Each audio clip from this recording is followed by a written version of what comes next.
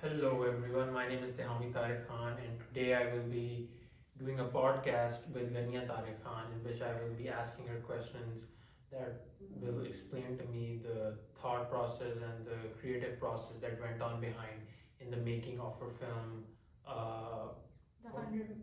The 100 Victims. There we go. So my first question for you would be what were the conventions that you used in this film? We used editing, for example, the close-up shot that we used. It was basically to show the expressions of the protagonist and how the blood was dripping off his face, but the blood didn't bother him a bit. And another we used dolly in, which showed the views the protagonist's back, which engaged the audience and it interested them that what the protagonist was doing. Another camera angles we used was 180 arc shot in which we showed the victim's body which was held tied to the pillar, which showed that she was held captive against her will. Usually normal thriller horror movies they use shaky camera to give an effect to the audience, so that's what we did as well. And the end of the narrative you could clearly see that it was narrative fragmented. The narrative is fragmented. Okay, that's very interesting. That really gives me a lot of insight into how you guys made that film. So my second question for you would be, how would you connect the word fragmented with your film? Like, for example, at the end of the opening scene, you could see that the protagonist was holding a body, carrying a body, and walking away. And then within a second, it jump cut to protagonist shovel, using the shovel to dig something, and then another jump cut to his face, which showed that which showed that all three scenes are somehow connected, so it gave a little bit sneak peek to the audience of what the protagonist would be. Wow. Okay, then that really explains it all. So tell me something. How does your product challenge convention? Well, in normal horror movies, you would see that the both protagonist and the victim are adult. For example, in the movie Saw, the protagonist was in mid 30s and the victim were in mid 20s. But in our film, you clearly see that the protagonist was a teenager who could be 18 years old, and as it showed, the protagonist was using 100, writing 100 on the victim's forehead, which told us that the victim was 100 victim, so it can tell us that the protagonist has been killing for a long time till for it to reach here.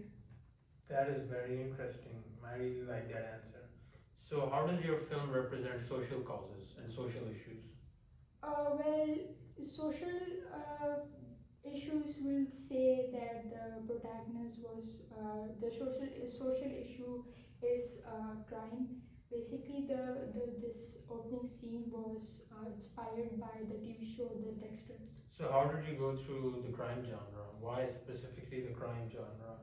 Well, we went through crime genre because you could see that just the generation is all they love thriller, murderous vibe TV shows and movies. Like if you go around and asking any teenager if they've seen the movie Saw, they would say yes because Saw is the most popular. That's true. And Saw also made a sequence up to Saw 2, Saw 1, Saw 2, up to all the way to 11, which actually coming out this year. Oh, I did not know that. Yeah, so with this, our targeted audience were teenagers, so we did a little bit research and development and we found out that the crime fits perfectly. Another thing is the mental health issue. As you could see that over here, the protagonist was killing a lot of human beings as he was done wrong in the past, and his loved one broke his trust and betrayed him. So he made a mission to kill everyone in this whole world, which was mainly impossible. Which we can tell that the protagonist is clearly going through mental health issues. Wow, that's really interesting. So I think that about so the social groups in your film, which ones are those? The main social group is gender, as you could see that the main protagonist is a male and the victim is female. It highlights how the male has all the power in his hand and how the female is scared of male and have no power at all. For example, if I say the stereotypes, it also used in stereotypes daily life. For example, a main concept is that a female should be home taking care of kids, cleaning the home, taking care of husband, and husband should be working and is will be the main bread earner of the house. Without the male, we could say that the house cannot work, which clearly shows that the male has upper power than the female.